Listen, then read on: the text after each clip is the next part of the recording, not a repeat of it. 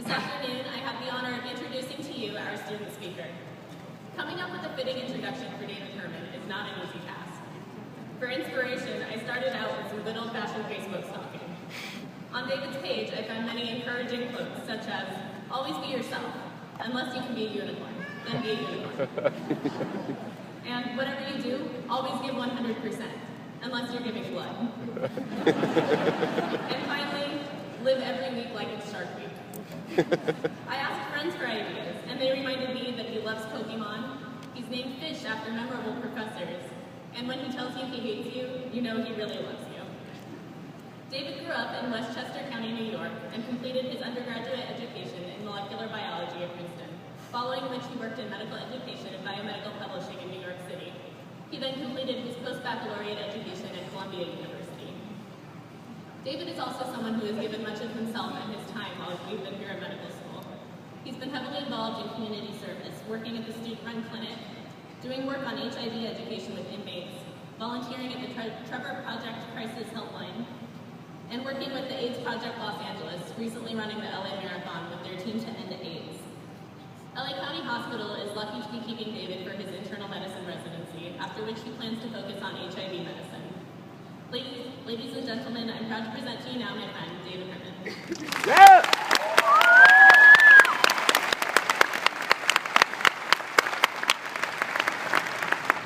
Thank you.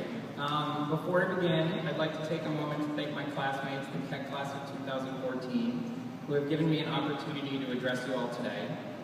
Truthfully, I'm still in disbelief that you are letting me speak, especially in this stadium, and I do hope to make you proud. I have to say, a microphone and a jumbotron are kind of my dream. So. To my friends and family, especially my parents, somewhere in there, you being here today means everything to me, so thank you.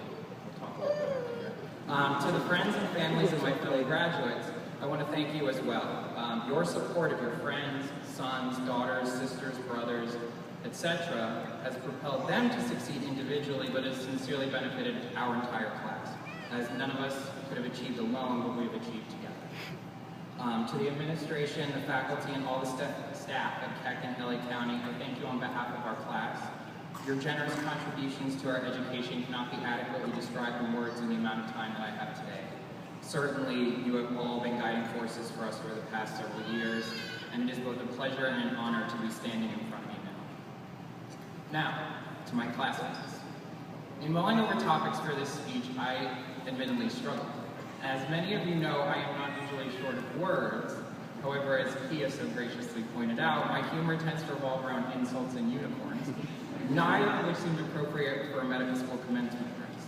So in this moment of stress, I thought back to times of similar anxiety, arguably the worst 2 months of my life and likely yours, which was preparation for our Step 1 boards. At that time, my roommate Mark Peel and I had essentially locked ourselves in his family's winter home in La Jolla, California, the northern suburbs of San Diego.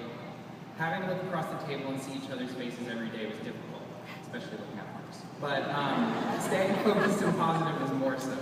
We worked hard in the morning and afternoons, and nearly every night we would kill our feelings with a bottle of wine and Disney movies on ABC Family Channel. What I discovered over that span of time is that certain Disney characters are shockingly profound, not the least of which is Sebastian, the Jamaican crab from The Little Mermaid. In the preface to my favorite of his masterpieces, Under the Sea, he looks Ariel in the eye, Ariel the Mermaid, and says, just clarify, "Listen to me, the human world is a mess." Harsh criticism from a crustacean. But in my opinion, he was right. In many respects, the human world is a mess. And I would suspect that a great deal of us chose to enter into the medical profession in large part because we felt that we had something to offer in ourselves to help clean it up. We came to Keck because the administration hopefully also saw those talents within us and asked us to join them with the intention of molding us, training us, stamping us, and sending us out into the world to make it better in whatever ways we can. I remember that first day at orientation when we all showed up to McKibben and Mayer very much resembling Disney characters, bright-eyed and bushy-tailed and eager to learn. It is how we set out on our 4-year journey for medical education. But at the close of 4 years, we looked a little less like Disney and a little more like extras from The Walking Dead. My neighbors, my surrogate California family, introduced me to that show one night not that long ago during our Sunday night dinners. For those of you unfamiliar, it focuses on a group of survivors of the zombie. This thing's driving me crazy. It focuses on group survivors of the zombie apocalypse and their struggle to survive. Boiled down to the bare essentials, it is an interesting examination of the human spirit in the face of challenge. One of the women, Carol, in reference to this theme, said the following: "You fight it, you don't give up, and one day you just change." I can only speak for myself, but these past 4 years have been a fight unlike any I've ever fought before. And whether we were best friends or still don't know each other's names, we were all in this fight together, and it changed us. It made me proud to say that the same class that received a sit-down tongue lashing for failing our second practice exam is now the class that, according to words spoken on match day, recently underwent the best match in USC's history. It is proof positive that the people who we once were are no longer the people who we are today. The question I've been pondering, and the reason that this speech was so difficult for me to write, is that I struggle to still put a finger on exactly how we've changed, and what it means for us as we prepare to embark on the next steps in our careers. We certainly have gotten smarter. We have become more adept at certain skills, more focused, and hopefully more comfortable at listening and communicating. But it has been said many times by many people that the experiences in medical school can also change one in negative ways.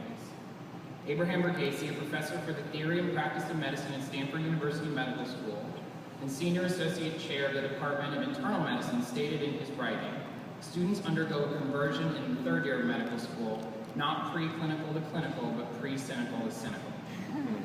For 4 years, we have worked at what has often been described to me as one of the most aggressive hospital systems in the country. It's been an incredible opportunity and complete blessing in many respects. We have seen tumors the size of grapefruits, been on the front line of the OR and the ER, broken bad news to patients and families, and been involved in the diagnosis of more rare diseases than I would have ever expected. These experiences will no doubt be incredibly beneficial to each of us in the coming years. We have seen and been involved in things that students from other medical schools have only read about. The bottom line is that our experiences at USC have better prepared us for our residencies than our peers, period. But we have also witnessed firsthand the many failures of the medical system. In a hospital as overburdened as Los Angeles County, these flaws manifest themselves several times over, putting a magnifying glass on problems. We have come to see 3-hour waits past the scheduled clinic time as normal. We've all been involved in rounds that last way longer than attention spans, not because of incredible teaching opportunities, but because of lists that are so long and patient conditions so complicated that we have no choice but to sit and talk for what seems like days. We've all felt stupid, like wrist slapped, yelled at, dealt with unhappy patients, unhappy ancillary staff, unhappy fellow students, and we've all managed patients who just won't get better, won't comply, come back as scheduled, and who frustrate us day in and day out. All of it can really put a damper on a sunny day in disposition. It chips away at the ivory tower of doctordom, provides an entry point for dissatisfaction and cynicism. And in about 1 month, we're going to start up again. This time for real. Practice is over, it's time to play the game. We're at a critical junction as we look forward. We can continue on the path Verghese alludes to, embrace our newfound cynicism, force a smile and bear it, or we can do something else. We can think back to day one, think back to being bright-eyed and bushy-tailed and eager, full of motivation and curiosity, and recall that walking through the doors on that first day brought us into contact with some incredible people who have had an incredible impact on who we are now and facilitated the type of challenge that I hope we can all embrace. People like Rebecca Simon Freeman, who, while her and I rotated together on Medicine 1, took full responsibility for a frightened young pregnant patient with boggling pathology, visiting with her multiple times a day to sit and talk to her, calm her fears, and in doing so show me what it really means to demonstrate compassion. People like Brian Wood, who was arguably the primary reason I survived acute care surgery, my first rotation, by proving how important and gratifying teamwork is to success in high-pressure situations. People like Bianca Chandra, Melissa Itzara, Tiffany Abramson, Krista Plicky, and Bernie Brass, my ICM group, who couldn't be more different individually and yet came together to show me how important the skill sets of others can be to achieving a task. People like Jessica Reed, who show me that medicine is so much more than science. It's advocacy, it's policy, it's passion. People like Jane Sun, who somehow manages to fit more work into a 24-hour time period than should be humanly possible, and yet show me what it really means to work. And people like Mark Peel, who has shown me that through struggle and adversity, one can make the best of things. We all have these types of stories about our classmates, individuals who left permanent tattoos on our minds, who have unknowingly been teachers to each of us by revealing their talents and personalities. And our classmates have those type of stories about each of us. Rest assured that each one of you has been a teacher to someone like me. And in 5 years' time, or 10 years' time, we may not remember exactly what we noticed in others that changed us during medical school, but something will remain. Maya Angelou once said, "I've learned that people will forget what you said, people will forget what you did, but people will never forget how you made them feel." My hunch is that at this moment, sitting all together one last time, we all feel pretty good. And I think that is in large part due to the company we've kept here since we arrived several years ago. So, choose that feeling. Remember sitting here today with one another. When in the future the cynicism comes, let it. Acknowledge it, and then push it to the side to allow the incredible memories that we've formed and accumulated over the past 4 years to settle back in. Use them to drum up a genuine smile.